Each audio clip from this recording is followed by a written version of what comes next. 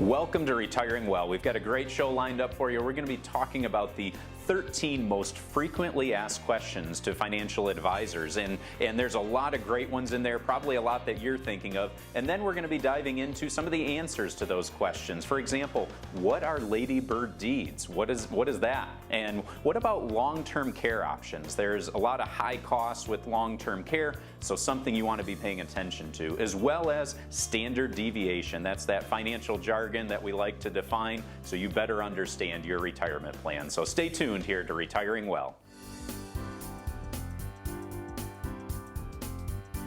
Retiring Well, brought to you by Centennial Wealth Advisory, financial advisors specializing in retirement planning and serving all of Northern Michigan. Retiring Well, helping you plan for a successful and comfortable retirement. Retiring Well, plan to retire well. I listened in this segment, I came across this article and it was by money.usnews.com, and it was talking about the 13 frequently most asked questions that financial advisors get. And I thought I'd just take this moment and just look at them, right? See what they're about. A lot of times we talk about these on the show. Number one, how do I retire? People are asking, how do I go from a paycheck basically to, taking income from my savings and Social Security and the like, right? Well, the income planning is going to answer that question for you. Number two, when can I retire, right? Really, it's going to come down to when can you afford to retire, right? Again, getting back to income planning, you're going to have to take those sources of income, what's my income needs, and put a plan together. Number three, how much money do I need to retire? Well, it depends on the lifestyle you're going to live, right? Some people live more frugal than others, and knowing what their needs are and putting that into an income plan accordingly are going to be very important. So again, top three questions are all revolving around income planning, which we can help with. Number four, how much will I spend in retirement? You're looking at your existing spending habits, but then with inflation, is that going to be the same 10 and 20 years down the road? And am I going to have enough money to satisfy that?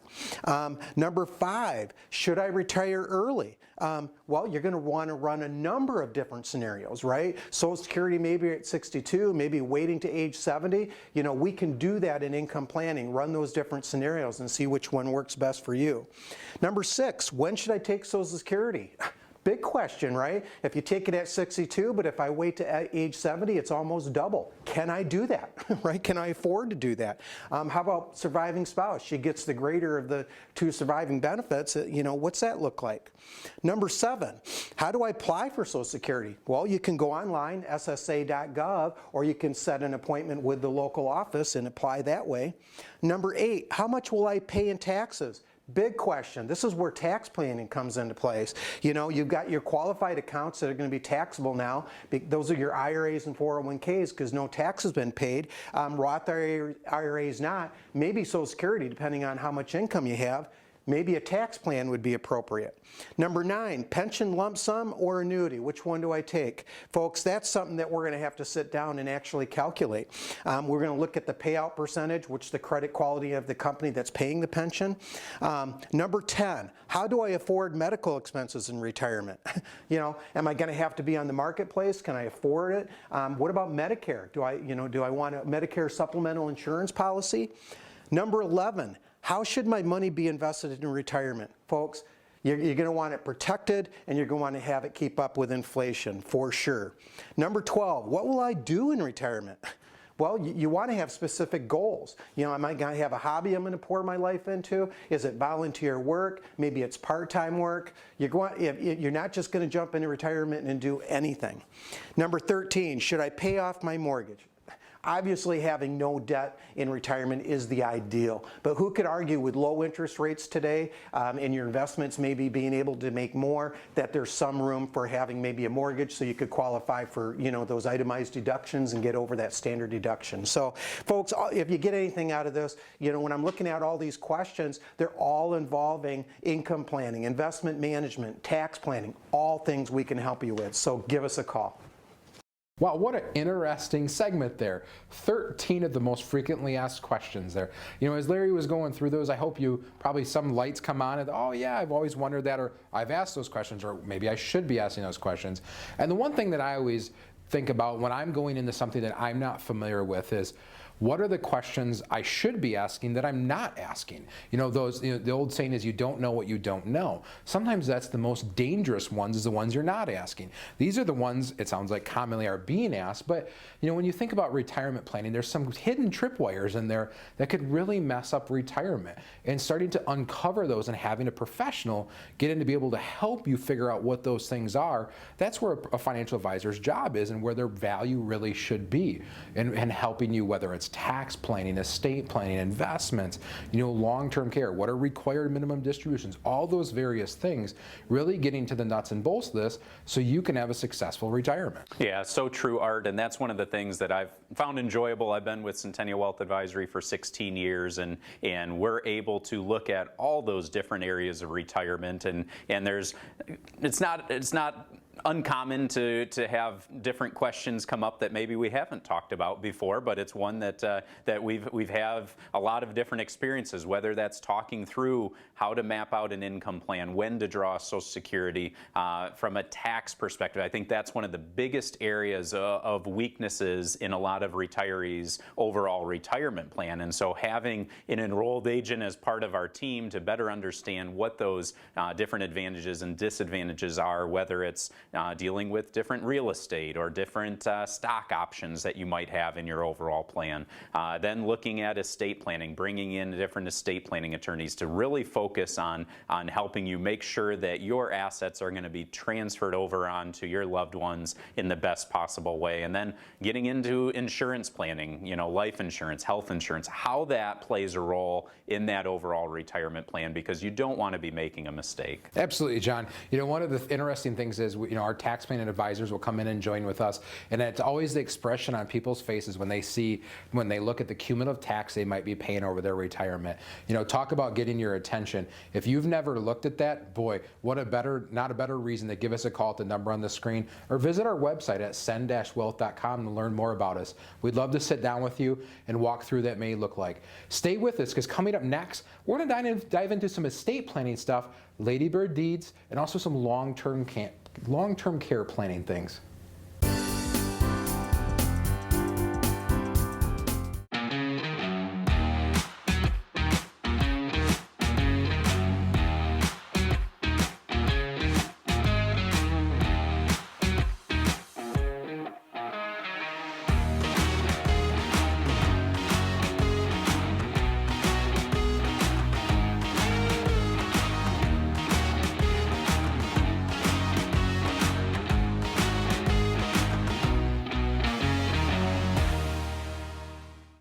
Hi, my name is Jack Klunder, and I am a financial advisor with Centennial Wealth Advisory.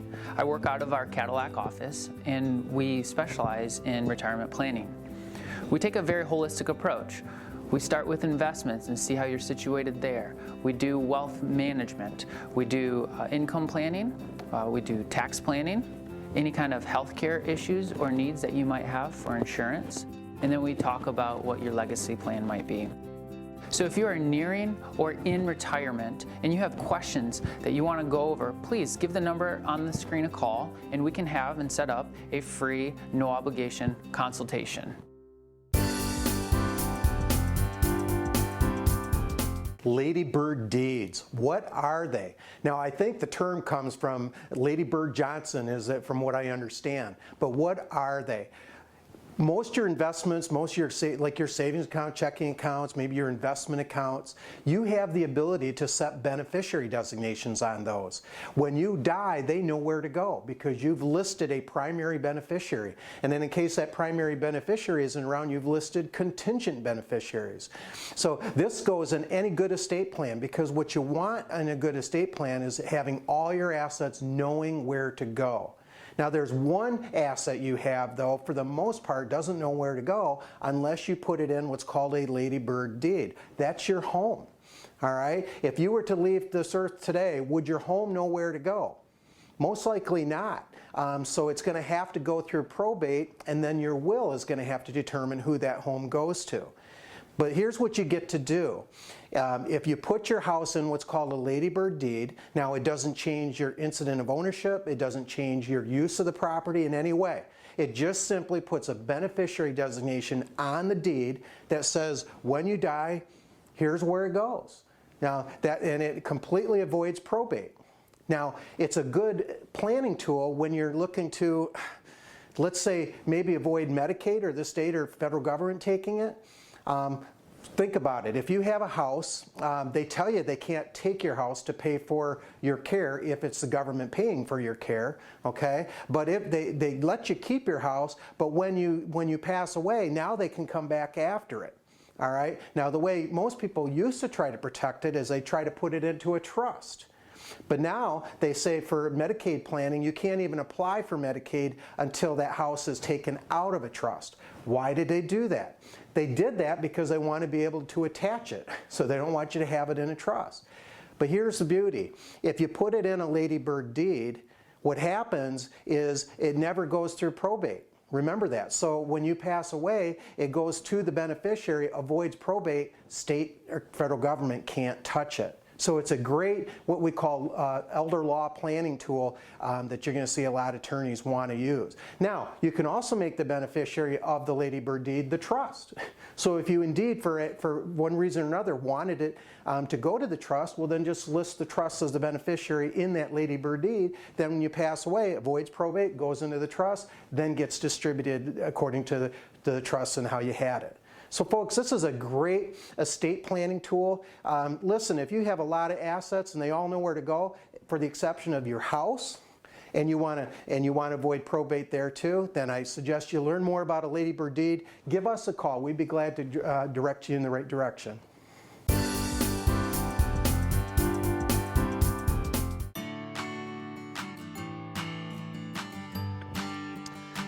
Well, welcome to this brief video. This is Luke Morgan from the Journey Church and Jon Torbet from Centennial Wealth. John and Centennial Wealth have graciously agreed to sponsor the Back to School Block Party, which is a way that we put backpacks on kids that normally wouldn't be able to afford them. So I just wanted to ask you, John, why is it that Centennial Wealth decided to sponsor the Back to School Block Party? Yeah, thanks for having me, Luke. And my wife and I and our 3 children have been a part of the Journey Church for the past decade and have really loved the family atmosphere and the fact that this back-to-school block party has been going on for several years now, and just seeing the kids and their smiling faces and the joy that they have during that evening and the ability to give back and to have those new backpacks, new school supplies that are so important when starting that school year, as well as the clean haircuts and the pictures and everything that's done here is just a great thing to see. And for our company, the 4 business partners, there's 15 children between us, and so family is very important, and that's the atmosphere that we so greatly appreciate about the Journey Church and this back to school block party. Well, thanks for saying that, John. It is such a cool event, but one of the things I notice is that all the time when I hear about companies and organizations that are investing in the community, Centennial Wealth is always coming around that. Why do you guys invest so much in the Grand Traverse community? Yeah, I think it's so important to be able to give back to the local community. God's blessed us in many ways, and we want to be able to share that within our local area. And so for us, that's that have been born and raised here in Traverse City. So Art Canfield and I have been business partners and for the past decade or more, and have been best friends since we were 5 years old. So we grew up going to school together at Glen Loomis Elementary and on through Traverse City West Middle School and Traverse City West High School. And so it's one where we're ingrained in this community, and one that we want to be able to continue to support and encourage others to support local organizations as well that are trying to help give back, especially when talking about children and that next generation. Well, thank you so much, John, for doing this. It really makes a big difference for the kids in the community. So thank you to you and the other partners and good people at Centennial Wealth. We really appreciate it. No, thank you. Are you nearing retirement or in retirement? Have you had your portfolio just looked at or have a second opinion on that portfolio recently, Centennial Wealth is a full-service advisory firm, and we have multiple locations in northern Michigan. I'm in the Gaylord office primarily. The office is right downtown Gaylord. Also up in the Petoskey office as well. That office is right off of 31. I'd love to hear your story. I'd love to sit down and chat, and it's a free, no obligation consultation, so just call the number on the screen.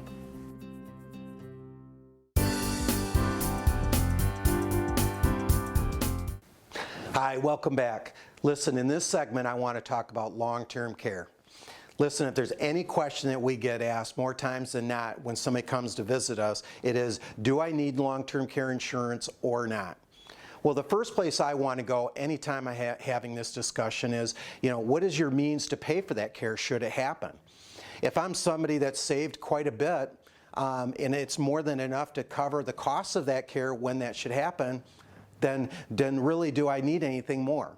If I'm somebody that might be legacy minded and want to leave a lot behind and want to protect some of that, well, then that's a whole different story, right? But if I'm somebody that's saved sufficient amount away, then maybe I don't need to have any kind of insurance. We call this self-insuring. Now, just to give you a perspective of what that might look like, I've heard statistics be all over the place on this, but I've heard anywhere between 3, maybe 5 years is the average stay in long-term care. And probably the average cost being somewhere around $100,000. So what's the threat to my estate in that regard? Might be anywhere between $300,000 and $500,000 should I need that kind of care.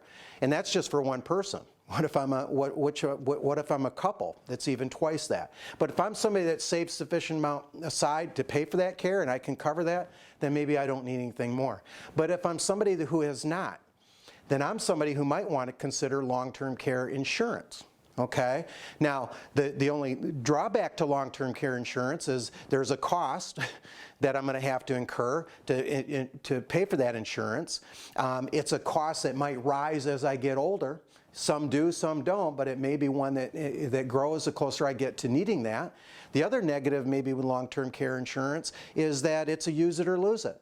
I'm going to pay for that insurance for quite some time, and I get close to maybe needing it. Maybe I can't afford it, and now all those premiums I paid have gone for naught. But today, folks, they have what they call hybrids, and hybrids are the ability to take a segment of your savings, put it aside for that kind of care. Maybe it's a lump sum. It goes aside for that care, and then it's insuring me for that benefit.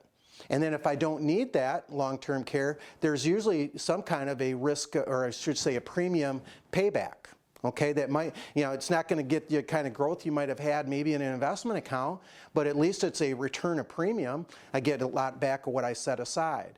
So there's a lot of different features with these hybrids, but it's something, just see another example with life insurance. It's got a death benefit, but can be used for long-term care.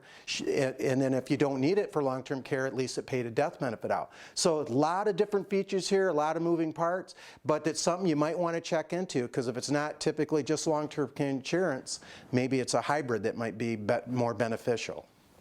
Well, I hope you found this valuable. If it's something you want to talk more about, then I encourage you to give us a call. We'd be glad to talk more about it with you. Great information that Larry shared there, and the key thing that I guess stands out to us is the importance of planning. And the one of the things that comes to my mind is some clients that I was meeting with and have been meeting with for a number of years, and I continue to bring up with them, hey, have you done that estate plan yet? And they kept kicking the can down the road, and finally this past year said, okay, now's the time, and they said, yeah, we understand it's important for us to get things mapped out because we have 2 children, and if something happens to us, we want to ensure that money's left behind. So it's not just those assets, but the Ladybird Deeds and how that plays a role with your real estate and a number of other areas that you want to be paying close attention to ensure that things are handled the way that you want to see them handled. Right, Art? Absolutely, John. I think at a certain point of your life, people our age and some friends of ours, whenever we see each other, oh, how are you doing? How's your family? How's your kids? It's just kind of natural conversation, because it seems like a lot of our friends have younger children like us. But at some point, I think that question is, what's your long-term care plan? Folks come into the office all the time and, well, my friends are doing this or something like that. it's really interesting because long-term care estate planning is so individualized that it's really important that you don't try to copy what your friends are doing. I'll give you an example. Some folks here in the Traverse City office visited just recently with me, and they had a special needs child. Well, they had been talking to some friends that did not, and it really dramatically was different. They had special needs trust potential, they have ABLE accounts, and they have all these various other options that maybe was important to them, and their just whole the planning took a big turn there at that point to make sure they were protecting themselves, but also making sure that there was plenty left for their surviving special needs child. And so folks out there, that's really important, is make sure you have an individualized plan, not only for your whole retirement, but specifically for that end of life stuff. Yeah, that's so true, Art, and again, that's where it's crazy, and we may say it a lot, but everyone's situation is different, and that's where an individualized plan is very important for you and your retirement plan. So as we've been sharing today, a lot of different topics that may or may not have an impact on your overall retirement plan, but we encourage you to just reach out to us or visit us online at cen-wealth.com and watch additional videos just like this to help educate you on your overall retirement plan. Stay tuned, as we're going to be diving into standard deviation and what that really means to you.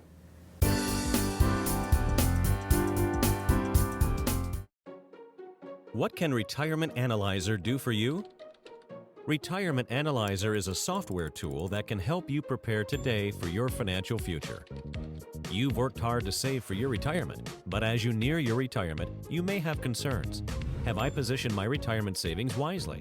Have I saved enough for retirement, and will my savings last throughout my lifetime? What impact could inflation have on my future expenses? What if I suffer a long-term illness?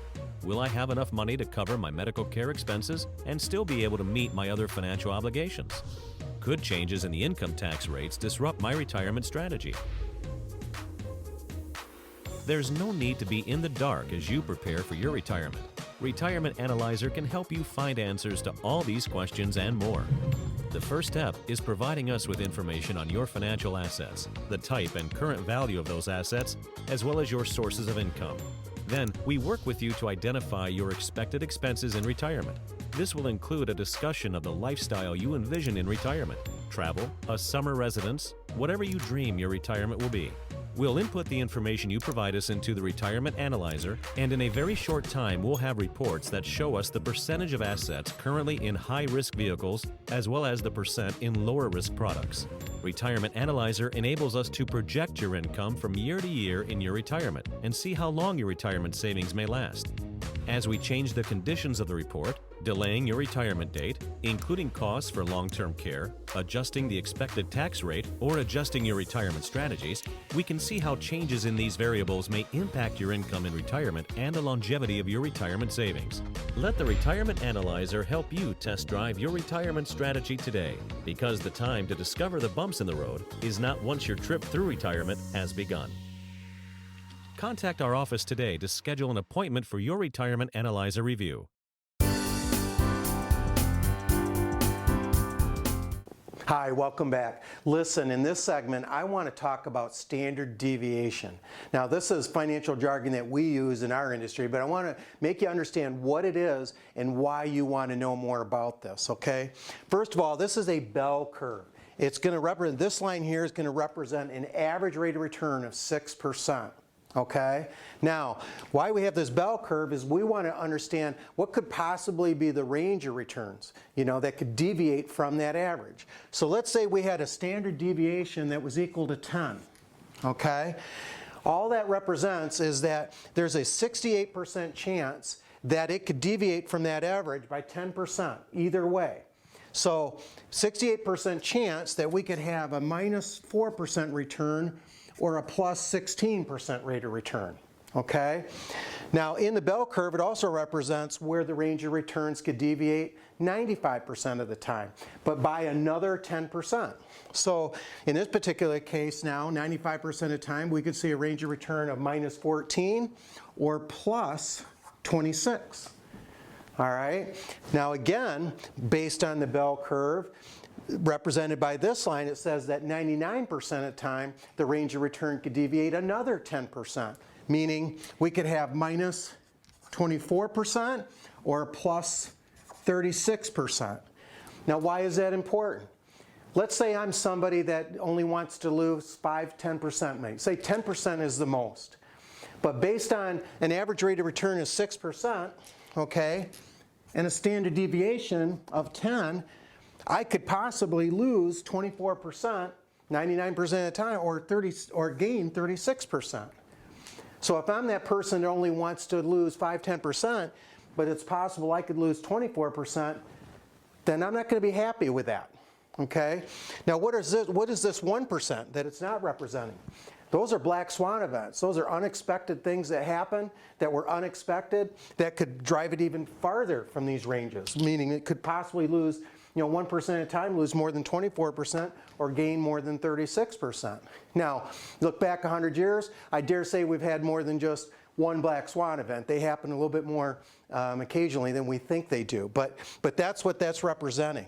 Now, any portfolio we can take a look at, and we can look at the whole thing and actually tell you, one, what is its average rate of return, what is the standard deviation, so you know the range that you're comfortable with. Very, very important in risk analysis. So I encourage you, if you're somebody that wants to know that, give us a call.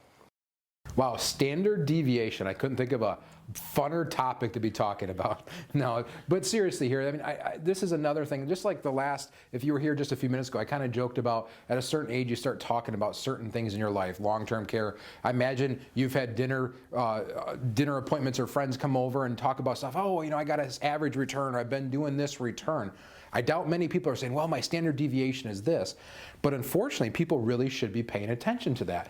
That's that variance question. Think of this. Let me put it in a different scenario for me. Let's say you were traveling across the country and you sit down in the airplane seat and you're ready to take off, and the pilot comes on and says, good news, folks, our average rate of return of getting across the country without crashing is 99%, let's say.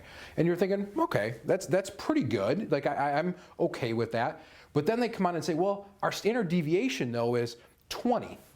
You're thinking, you're kind of doing the math in your head, and you're thinking, that's interesting. Why is there so much variance? Where could this go? And your mind starts going. Well, folks, your retirement savings is very similar. What if you have a decent average return that you're acceptable or comfortable with?